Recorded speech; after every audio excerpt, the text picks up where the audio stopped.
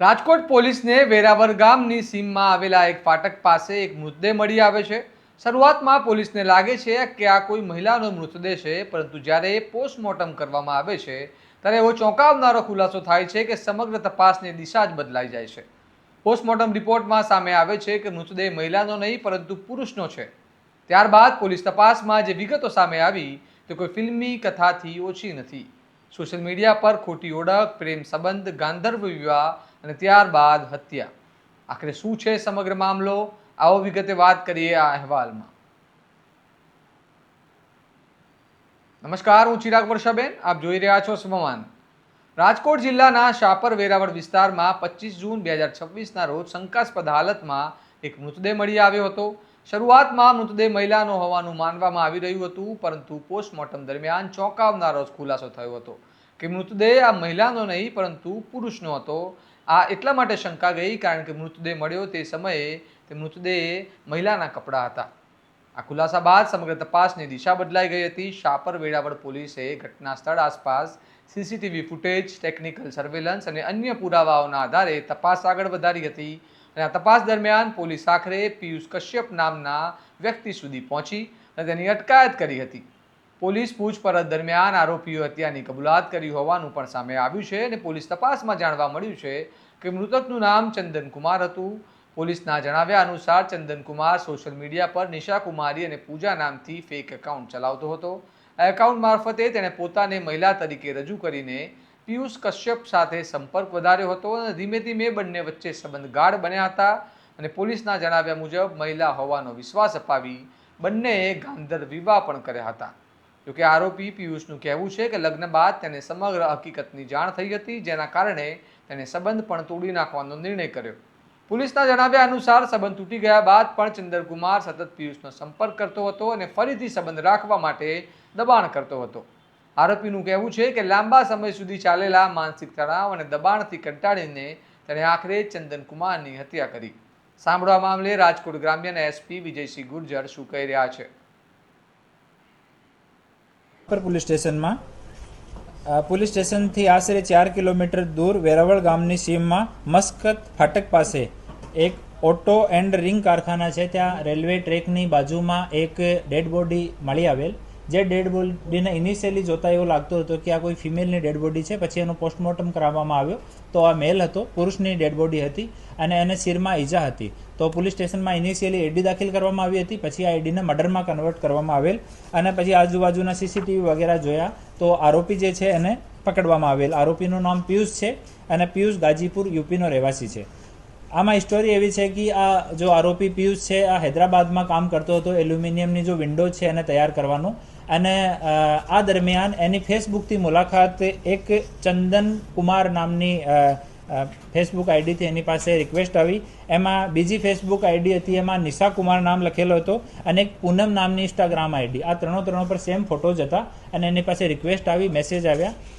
Initially જોતાને એવો લાગ્યો કે પુરુષ છે કે સ્ત્રી છે એને સમજમાં નહીં આવ્યો, પછી એવો વાત કરવાનું ચાલુ કરી દીધું। પછી આ જો નિશા કુમાર કે પૂનમ છે એની સાથે મળવા માટે હૈદરાબાદ ગયા। ત્યાં 3 મહિના સુધી આ લોકો એક જ સાથે રહ્યા એક રૂમમાં। પછી લગ્ન કરવાનું વિચાર્યો તો રૂમમાં જ સિંદૂર આના માથામાં લગાડીને બંને લોકો લગ્ન કરી લીધો। અને આ જો ફિમેલ જો કહેવાય કે જો લેડી તરીકે પોતાને પરિચય આપતી હતી, આ કીધો કે અમારી વૈષ્ણો દેવીની માન્યતા છે તો ત્યાં સુધી આપણે લગ્ન નહીં કરીએ। તો 3 મહિના સુધી વેટ કરાયો, પછી સિંદૂર આપીને લગ્ન બંનેનો થઈ ગયો। લગ્ન થયા પછી આ જો આરોપી છે એને ખબર પડી કે આ તો મહિલા નથી, આ પુરુષ છે, અને પછી આ લોકો વચ્ચે ઝઘડો થયો અને ત્યાં હૈદરાબાદ છોડીને પોતાને ગામ જતો રહ્યો। પછી આ જો મરણ જનાર છે એને ગામ પાછળ એને ગામ ગયો અને ઘરે ગયો અને ઘરે જઈને ઘરે પણ વિવાદ ઊભો કર્યો। એનાથી કંટાળીને આ જો આરોપી છે ત્યાંથી ભિવાડી રાજસ્થાન આવી ગયો, ત્યાં કામ કરવાનું શરૂ કરી દીધું। પર આ માણસ પાછળ અને ભિવાડી પણ આવી ગયો, તો ભિવાડીથી છોડીને ફરીથી સાપર આવી ગયો, તો પાછળ સાપર આવી ગયો। તો અહીંયા આવ્યો તો આ બંને વચ્ચે ઝઘડો થયો ઓર મરણ જનાર છે જો હાથ ઉપર આરોપી પિયુષ છે એનું નામ ટેટુ પણ કરાયેલો છે, તો એના દ્વારા પણ એની ઓળખ પ્રતિસ્થાપિત થઈ। અને પછી અહીંયા બંને વચ્ચે ઝઘડો થયો અને પથ્થરથી શિરમાં 2 વખત ઈજા કરીને એની મોત નિપજાવી। હાલ આરોપીને અટક કરવામાં આવ્યો છે। આરોપી પોતાનો ગુના કબૂલ કર્યો છે, પોસ્ટમોર્ટમ થઈ ગયેલ છે અને જો મૃતક છે એના પરિવારજનોને જાણ કરવામાં આવી છે। એ લોકો ઓન ધ વે છે, અહીંયા આવવાના છે અને બાકી હાલ આગળની ઇન્વેસ્ટિગેશન ચાલુ છે. સર, 3 મહિના સુધી આ સાથે રહ્યા તો એમને ખબર ના પડી આ દોષ છે કે એને ખબર નહીં પડી. એનો નાનો ભાઈ છે, એક વખત એને શેવિંગ કરતા જોઈ લીધો તો એના હાથ ઉપર પણ આ જો મૃતક છે આ બ્લેડ મારી દીધો હતો.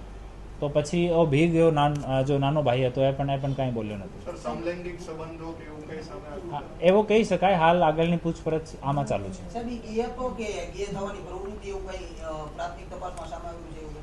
આ જો આરોપી છે એના જણાવ્યા મુજબ જો મૃતક છે આ ગે પ્રવૃત્તિનો પુરુષ હતો. લેડીઝના આના સોશિયલ મીડિયા હેન્ડલ ઉપર જેટલા ફોટોઝ છે એ બધા લેડીઝના કપડામાં છે.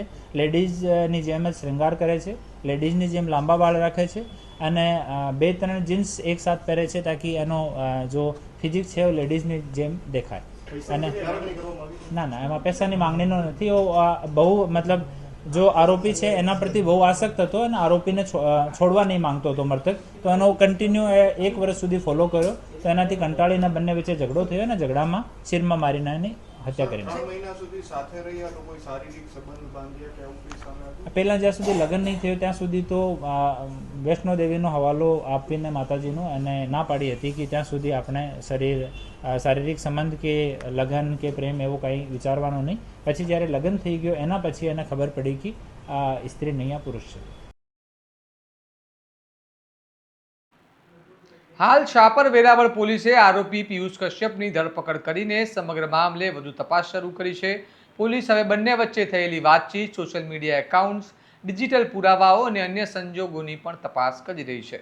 આ સમગ્ર ઘટનાએ સોશિયલ મીડિયા પર અજાણ્યા લોકો સાથે સંબંધ બાંધતા પહેલા સાવચેતી રાખવાની જરૂરિયાત તરફ પણ ધ્યાન દોર્યું છે. કારણ કે આજના ડિજિટલ યુગમાં ખોટી ઓળખ બનાવીને લોકો સાથે છેતરપિંડી કરવાના બનાવો સતત સામે આવી રહ્યા છે. પરંતુ અહીં સૌથી મોટો સવાલ એ છે કે શું સોશિયલ મીડિયા પ્લેટફોર્મ પર ખોટી ઓળખ બનાવીને લોકો સાથે છેતરપિંડી કરનારા સામે વધુ કડક કાર્યવાહી થવી જોઈએ અને શું લોકો પણ ઓનલાઈન સંબંધો બાંધતા પહેલાં વધુ સાવચેત થવાની જરૂર છે? સમગ્ર મામલે તમારું મંતવ્ય અમને કમેન્ટમાં જણાવો કે સોશિયલ મીડિયા પર ખોટી ઓળખ બનાવી લોકોને ગેરમાર્ગે દોરનારા સામે વધુ કડક કાયદાકીય કાર્યવાહી થવી જોઈએ. તમારો અભિપ્રાય જરૂર જણાવજો અને આવા જ વિગતવાર અને વિશ્લેષણાત્મક અહેવાલ માટે તમારા સ્વમાનને લાઇક, શેર અને સબસ્ક્રાઇબ કરવાનું ભૂલતા નહીં. નમસ્કાર.